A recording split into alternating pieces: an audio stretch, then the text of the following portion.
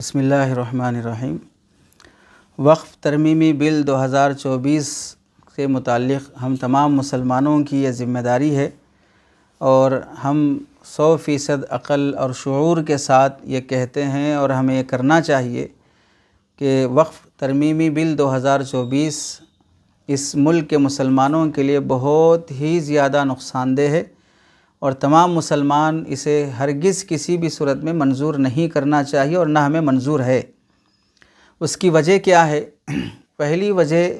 40 ترمیمات جو وقف میں کیے جا رہے ہیں اوقاف کے قوانین میں، اس میں سے چند قوانین کا یہاں پر ذکر ہوگا۔ اس سے ہمیں احساس ہونا چاہیے کہ یہ وقف ترمیمی بل کس قدر نقصان دہ ہے مسلمانوں کی خاطر۔ پہلا نقصان اب تک یہ تھا کہ تمام مرکزی و صوبائی وقف بورڈ میں مرکزی اور اعلیٰ عہدے دار صرف مسلمان ہوتے تھے۔ وجہ یہ ہے کہ وقف عبادت ہے۔ وقف کا مطلب یہ ہوگا کہ میری اپنی پراپرٹی میں اللہ کے حوالے کر رہا ہوں کہ اللہ کی عبادت اور اس کی منشا کے مطابق کوئی نیک کام ہو جس سے زندوں کو فائدہ ہو اور انتقال کے بعد ہمیں ثواب ملے۔ تو وقف کرنے والا خالص مسلمان ہوتا ہے اور وہ عبادت سمجھ کر وقف کرتا ہے، اور اس وقف کی ہوئی زمین کی دیکھ بھالی اور اس کی نگرانی اور اس سے آنے والے فائدے سے پبلک کی سیوا کرنا، یہ ذمہ دار بھی مسلمان ہوتا ہے۔ تو اب اس ترمیمی بل میں غیر مسلموں کو بھی مسلم وقف بورڈ کے اعلیٰ عہدوں پر فائز کرنے کی بات کی گئی ہے۔ تو مطلب یہ ہوگا کہ مسلمانوں کی اوقاف کے عہدوں پر جو بیٹھیں گے وہ غیر مسلم بیٹھیں گے، تو پھر نتیجہ کیا ہوگا؟ اور بالکل دوہرا رویہ یہ کہ کسی مندر کا ذمہ دار کوئی مسلمان بنے، کسی چرچ کی کمیٹی کا ذمہ دار کوئی مسلمان بنے، سکھوں کے گرودوارے کا ذمہ دار کوئی مسلمان بنے۔ یعنی سکھوں کے بھی اوقاف ہیں، سکھوں کے دیکھیے کتنے بڑے بڑے چرچ ہوتے ہیں، ظاہر سی بات ہے وہ بھی وقف ہی کیا ہوتا ہے ان کے مذہب میں۔ تو سکھوں کے اوقاف کا کوئی کمیٹی کا اعلیٰ عہدیدار مسلمان نہیں ہے، ہندوؤں کی اوقاف کی کمیٹیوں کا اعلیٰ عہدیدار کوئی مسلمان نہیں ہے۔ تو دوسرے مذہب کے لوگوں کی اوقاف کی عہدوں پر کوئی مسلمان نہیں ہے، لیکن صرف مسلمانوں کی اوقاف کے عہدوں پر ہندو آ کے بیٹھیں گے، غیر مسلم آ کے بیٹھیں گے۔ ہمیں ان سے نفرت دشمنی نہیں ہے، لیکن یہ ٹانگ اڑانے والی حرکت ہوگی کہ دوسروں کی اوقاف میں اور ان کے عہدوں پر کیوں گھسنا چاہ رہے ہو، جب ہر مذہب والا اپنے اپنے اوقاف میں خدمت کر رہا ہے اور وہ اپنے وقف بورڈ کے لحاظ سے اس مذہب کے لوگ خدمت کرتے ہیں۔ اس وقف میں ترمیم میں گنجائش رکھی گئی ہے کہ غیر مسلم عہدیدار بھی وقف بورڈ کے ذمہ دار بن سکتے ہیں۔ تو پھر مسلمان جس مقصد کے لیے اپنی پراپرٹی وقف کیا ہے، جب اس کا ذمہ دار غیر مسلم ہوگا تو پھر وہ وقف اپنے صحیح مقصد میں کہاں استعمال ہوگا؟ یہ بڑا نقصان ہے۔ اور دوسرا بڑا نقصان یہ ہے، وقف کی زمینیں مسلمان کی وقف کی ہوئی ہوتی ہیں، وہی مسلم وقف بورڈ کہلاتا ہے، اور مسلم وقف بورڈ ان پراپرٹیوں کے درست مقصد میں استعمال کرنے کا فیصلہ کرتا ہے کہ یہ زمین وقف کی ہے، اسے کہاں لگانا چاہیے، اس پر کیا بنانا چاہیے، مسجد بنانا ہے، مدرسہ بنانا ہے، کالج بنانا ہے، یا اسے گراؤنڈ بنانا ہے، یا یہاں پر کنسٹرکشن کر کے کرائے پر دے کر غریبوں کی مدد کرنا، یہ سارے فیصلے مسلمان کریں گے۔ اس بل میں اوقاف کے استعمال کا فیصلہ مسلمان نہیں کرے گا بلکہ براہ راست حکومت کرے گی۔ مسلمانوں کی وقف کی زمینوں کو کیسے استعمال کیا جائے گا مسلمان فیصلہ نہیں کرے گا، حکومت فیصلہ کرے گی کہ تمہاری زمینوں پر کیا ہونا چاہیے۔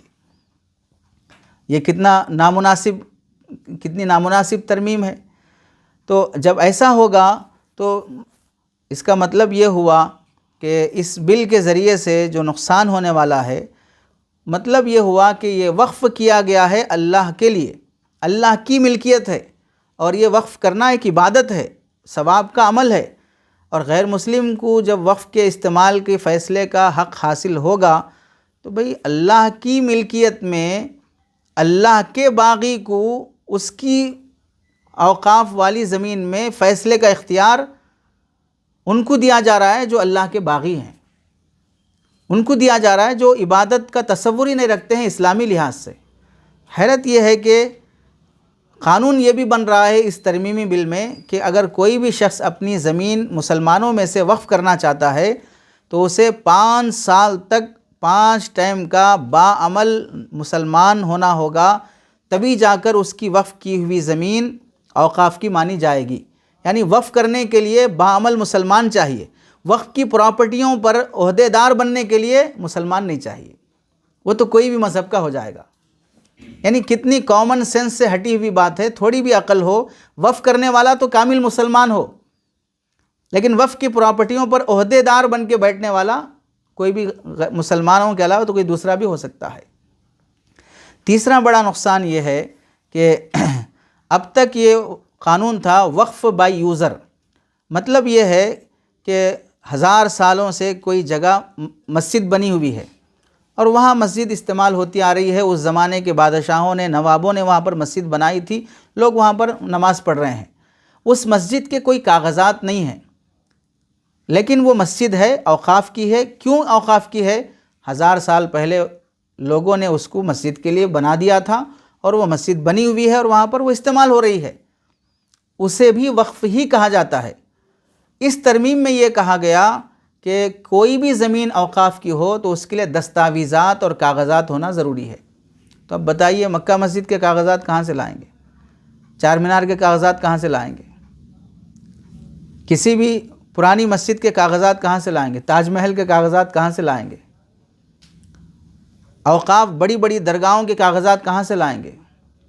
تو وقف بائی یوزر کا قانون ختم کر دیا جائے گا تو مطلب یہ ہے کہ جس طرح کسی بھی آدمی کے پرسنل پراپرٹی کے کاغذات ہونا ضروری ہے، آپ کا گھر ہے تو کاغذ دکھائیے، آپ کی گاڑی ہے تو آپ کے نام کا لائسنس دکھائیے، تو جس طرح گاڑی کے پیپر ہوتے ہیں، گھر کے پیپر ہوتے ہیں، ویسے اوقاف کے بھی پیپر ہونا ضروری ہے۔ اگر نہیں ہوں گے تو پھر وہ وقف کی نہیں مانی جائے گی، حکومت اسے اپنے قبضے میں لے سکتی ہے۔ تو پھر کتنی ہی زمینوں کے کاغذات آج سے 500 سال پہلے کسی نواب نے کوئی مسجد بنا دی، 500 سال پہلے بنی ہوئی مسجد کا وقف ہونے کے لیے کاغذ چاہیے۔ اور افسوس کی بات یہ ہے کہ اگر کوئی شخص کسی بھی راستہ چلتے ہوئے جھاڑ پر کمکم لگا دیا اور پتھر پر کوئی رنگ پھینک دیا اور وہاں پر پوجا شروع کر دیا تو وہ مندر بن جائے گی، اس کے لیے کاغذ کی ضرورت نہیں ہے۔ اور یہاں سالوں سے نماز پڑھی جا رہی ہے، سالوں سے معلوم ہے تاریخی لحاظ سے بھی کہ یہ آزادی کے زمانے کی مسجد ہے، یہ نوابوں کے زمانے کی مسجد ہے، یہ مغل بادشاہوں کے زمانے کی مسجد ہے، تاریخ میں لکھا ہوا ہے، لیکن اس کے لیے کاغذ چاہیے۔ اور یہاں جھاڑ جو شرافت سے تھا اس پر کمکم پڑ گیا وہ مندر بن سکتا ہے، پتھر پر کمکم پڑ گیا وہ مندر بن سکتا ہے، اس کے لیے کوئی کاغذ نہیں چاہیے۔ تو یہ غیر جانبدارانہ اور ایک طرفہ جھکاؤ والا فیصلہ کہ مسلمانوں کے اس سے کئی اوقاف وہ ہیں جن کے کاغذات نہیں ہیں، ان سب پر قبضہ ہو سکتا ہے۔ اس سے قبرستانوں کے کاغذات، درگاہوں کے کاغذات اور مسجدوں کے کاغذات، جس کے پرانے وقف کرنے والے دنیا سے چلے گئے، یہ سب چیزیں اوقاف میں سے ختم ہوتی جائیں گی۔ زندہ رہنا مشکل کر دیا گیا CA/NRC کے ذریعے سے، مرنا مشکل کر دیا گیا اس بل کے ذریعے سے۔ اب قبرستان بھی نہیں ہے دفن ہونے کے لیے، اس طرح کے حالات پیدا کر دیے جاتے ہیں۔ اس بل کا اتنا بڑا نقصان ہوگا، پھر جب دفن ہونے قبرستان نہیں ہے تو پھر شمشان گھاٹ میں جلایا جائے گا مسلمان کو، سمندر میں بہایا جائے گا۔ زمینیں نہیں ہیں، ابھی اوقاف ہوتے ہوئے 10-10 ہزار دے کر قبر خریدنا پڑ رہا ہے، 20-20 ہزار دے کر قبر خریدنا پڑ رہا ہے۔ جینا آسان تھا، مرنا مہنگا پڑ رہا ہے۔ اب جب یہ بل پاس ہوگا تو مسلمانوں کے لیے کتنی دشواریاں پیدا ہو جائیں گی۔ چوتھا نقصان یہ ہے، اس بل میں یہ بھی کہا گیا کہ اگر کوئی شخص وقف کی زمین پر 20 سال سے قبضہ کیا ہوا ہے، اب اس قبضے کی وجہ سے وہی اس کا مالک ہو جائے گا۔ وقف کی زمین پر، ایکڑوں کی زمین پر خود حکومت کے ادارے بنے ہوئے ہیں،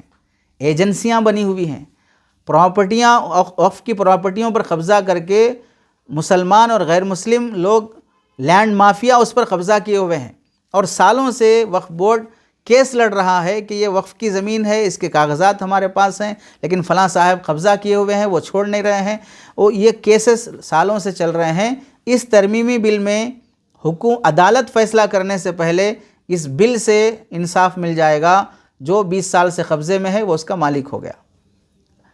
ہم وقف کے قانون کے لحاظ سے یہ بولنا چاہتے ہیں، اور ہمیں سمجھنا چاہیے جو زمین وقف کر دی جاتی ہے اس کا مالک اب خود وقف کرنے والا نہیں ہوتا، اس کا مالک وقف بورڈ نہیں ہوتا، اس کا مالک اب صرف اللہ ہے۔ جس چیز کی ملکیت اللہ کی ہے،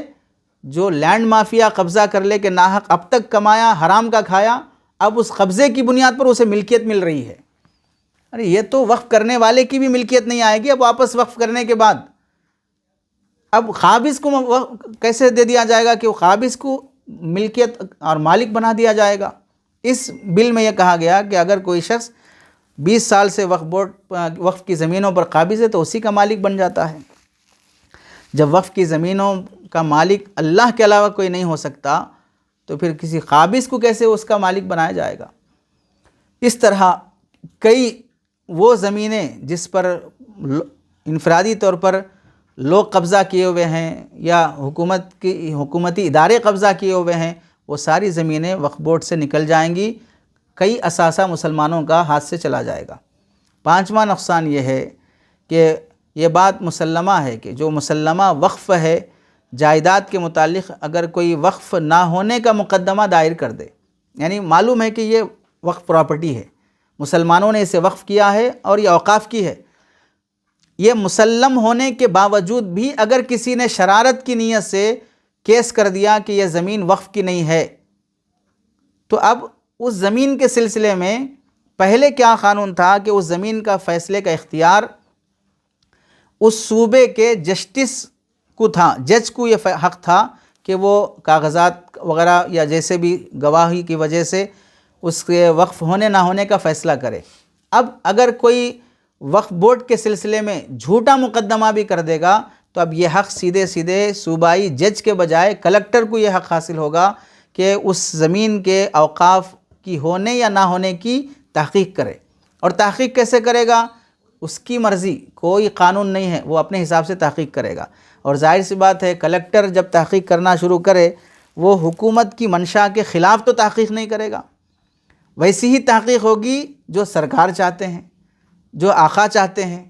ویسی ہی تحقیق ہوگی، ویسا ہی ریسرچ کیا جائے گا، سروے کیا جائے گا جو منشا اس وقت کے ظالم فتنہ پرور نفرت انگیز فرقہ پرست طاقتوں کا ہے۔ تو اور تیسری بات یہ ہے کلکٹر محترم جب تک اس اوقاف کی زمین کی تحقیق مکمل نہیں کر لیتے، کیس ہوتے ہی کلکٹر صاحب اس اوقاف کی زمین کو مسلمانوں کے قبضے سے لے لیں گے۔ اب کلکٹر اور یا حکومت کے قبضے میں رہے گی وہ زمین، اور ان کی جو تحقیق ہے کہ یہ وقف کی ہے نہیں ہے، کیسا تحقیق کریں، اپنی مرضی سے کتنے سالوں میں تحقیق کریں، کتنے بھی سال لگ سکتے ہیں، 20 سال بھی لگے، 15 سال بھی لگے، 10 سال بھی لگے، جب تک اس وقف کی زمین پر آپ کا کوئی قبضہ نہیں رہے گا، کلکٹر یا حکومت کا قبضہ رہے گا۔ ظاہر سی بات ہے وقت گزرتے گزرتے معاملہ ٹھنڈا پڑ گیا تو اب یہ زمین اسی دن ہاتھ سے چلی گئی جس دن عدالت میں مقدمہ گیا اور جھوٹا مقدمہ گیا۔ یہ ایک نقصان ہے بڑا اس بل میں جو کہا گیا ہے۔ اور 6واں نقصان یہ ہے اس بل میں اشارتاً اور کنایتاً یہ کہا گیا کہ جس پر حکومت قبضہ کی ہوئی ہے، جس زمین پر اوقاف کی، اس پر کوئی مقدمہ نہیں چلے گا، اس کا کیس بھی نہیں ہوگا، وہ وقف کی نہیں ہوگی، جس پر مقدمہ دائر کیا گیا اس پر کوئی کیس نہیں چلے گا، یعنی جس پر حکومت کے ادارے بنے ہوئے ہوں تو اب تو 80% اوقاف کی زمین ایسے ہی چلی جائے گی۔ اور 7واں نقصان یہ ہے کہ اس بل میں یہ بھی کہا گیا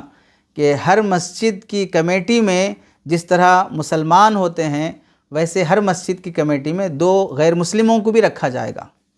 مسجد کی کمیٹی میں غیر مسلم رہیں گے۔ پھر دیکھیے کیا منظر ہوگا۔ اب اس وقت مسجد کی کمیٹیوں میں مسلمان تو ہیں، ان سے ہی جب ہم اتنا پریشان ہیں تو جب اس میں غیر مسلم آئیں گے تو پھر پریشانی کا عالم کیا ہوگا۔ ایک ہی الو کافی تھا برباد گلستان کی خاطر، ہر شاخ پہ الو بیٹھا ہے، انجام گلستان کیا ہوگا؟ تو یہ منظر ہو جائے گا۔ موجودہ ہی اپنے ہی جب اس قدر خطرناک ثابت ہو رہے ہیں کہ ہمیشہ ناک پر خطرہ رہتا ہے، جب ہی خطرناک کہا جاتا ہے، تو پھر اس میں غیر مسلم بھی آ جائیں گے تو پھر کیا حل ہوگا؟ کبھی بھی جھگڑے ہو سکتے ہیں، کبھی بھی روک دیا جا سکتا ہے کہ آج اذان نہیں ہوگی، کیوں؟ فلاں کمیٹی کے ممبر بول رہے ہیں، آج بھجن ہوگا، آج وہ دروازہ نہیں کھولا جائے گا، آج فلاں نہیں ہوگا، کچھ بھی شرارت ہو سکتی ہے۔ تو مسجد کی کمیٹی میں غیر مسلم آنے کا کیا مطلب رہے گا؟ کتنا بڑا نقصان ہے۔ تو اس سلسلے میں مسلمانوں کی بہت بڑی ذمہ داری عائد ہوتی ہے۔ اللہ جزائے خیر دے علماء کو کہ اس موقع پر علماء اور وہ دیندار نوجوان جو میدان میں نکل کر کام کر رہے ہیں، افسوس ہوتا ہے ایسے موقع پر شاید کہ 10% بھی مسجد کی کمیٹیاں ہوں گی جو احساس رکھتی ہوں گی کہ ہم کمیٹی کے فرد ہیں، مسجد کے ذمہ دار ہیں، ہمیں اس موقع پر ایک ایک ممبر 10 20 100 آدمیوں کا اسکین کرا کر QR کوڈ سے اپنا میل بھیجانے کی کوشش کرتا، ہر مسجد کی ہر نماز میں اعلان ہوتا، لوگوں کو پکڑ کر سمجھایا جاتا۔ جس طرح مسجد کے کوئی بھی عمارت کا کام ہو، دیوار بنانا، چھت ڈالنا، کوئی بھی کام ہو، اس کے چندے اور پیسے کے لیے کھڑے ہو کر جس طرح اعلان کیا جاتا ہے اور اپنی شان پٹی باقی رکھنے کی خاطر کہ ہماری کمیٹی نے یہ بنایا، وہ بنایا، یہ توڑا، یہ کیا، اس کی خاطر جیسے پھرا جاتا ہے، ویسا اس موقع پر جس مسجد کی حفاظت کے مسئلے کھڑے ہو رہے ہیں، ایسا بہت کم دیکھا جا رہا ہے کہ کمیٹیاں بھی میدان عمل میں آئی ہوں۔ افسوس ہوتا ہے۔ اور جو کمیٹیاں ماشاءاللہ جذبہ رکھتی ہیں، سینے میں دل رکھتی ہیں، دل میں درد رکھتی ہیں، امت کا غم اور احساس بیداری رکھتی ہیں، انہیں اللہ جزائے خیر دے کہ ان موقعوں پر کرنے کے کام یہی ہوتے ہیں۔ مدارس یہ دین کے قلعے ہیں، مساجد یہ دین کی حفاظت کے میدان ہیں، یہاں سے اشاعت دین ہوگا، اس کی حفاظت ضروری ہے جہاں سے اشاعت ہو رہی ہے، جہاں سے دین پھیل رہا ہے۔ تو اس موقع پر کرنے کی جو ذمہ داریاں ہیں، اس ترمیمی بل کے سے متعلق یہ پکی بات ہے کہ یہ ترمیمی بل دراصل مسلمانوں کی زمینوں پر، اوقاف پر قبضہ کرنے کے لیے لایا جا رہا ہے، کسی کی خیرخواہی میں یہ بل نہیں لایا جا رہا ہے۔ تو اس لیے پہلی چیز ہے کہ اوقاف کی اہمیت، اس کی حفاظت کے متعلق عوام میں شعور بیداری کرنا اور بڑے پیمانے پر اجتماعات منعقد کر کے عورتوں میں بھی، مردوں میں بھی، دینی اجتماعات کرنے والے بھی، ہمارے گاؤں پھرنے والے تبلیغی دوست اور بھائی بھی اس میں میدان عمل میں آنا چاہیے اور اپنے اجتماعات اور خواتین کے موقعوں پر، جوڑوں پر فرد سے مل کر اپنا میل بھیجانے کی کوشش کرنا چاہیے، یہ پہلا کام ہے۔ دوسرا کام، سوشل میڈیا پر رہنے والے احباب، خواہ وہ علماء ہوں یا غیر علماء ہوں، تحریر اور تقریر کے ذریعے سے مثبت انداز میں شعور بیداری والا کام کرنا چاہیے۔ تیسرا کام، اپنے برادران وطن میں سے سکھ ہوں، دلت ہوں اور اپنے مسلمان بھائیوں میں سے دانشور طبقہ، علماء کے علاوہ وکلاء ہیں، قانون دان ہیں، ایجوکیٹڈ لوگ ہیں، ان کو بھی ساتھ لے کر اجتماعی موقف اختیار کرنا چاہیے۔ اور چوتھا کام ہے جمعہ کے موقع پر بالخصوص اس عنوان پر ہر مسجد میں بیان بھی ہونا چاہیے، اس کے ساتھ ساتھ مسجد کے سامنے کاؤنٹر لگا کر اسکین کروانے کا ہر آدمی، ہر فرد، ہر مصلی، ہر مسلمان کے فون سے میل بھجوانے کی کوشش کرنا چاہیے۔ اور پانچواں کام ہے نوجوانوں کو گلی گلی، گھر گھر جا کر ہر گھر کے ہر فرد سے QR کوڈ سے اسکین کروا کر کل بروز جمعہ، چونکہ رائے دہی کا آخری دن ہے، 13 تاریخ کو رائے دہی کا سلسلہ ختم ہو جائے گا، اور افسوس یہ ہے کہ 25 کروڑ مسلمان ہندوستان کے رہنے والے اس قدر مہم چلا کر شعور بیداری کرنے کے بعد بھی 1.5 کروڑ کے قریب ہی لوگوں کی رائے اور ای میل پہنچے ہیں۔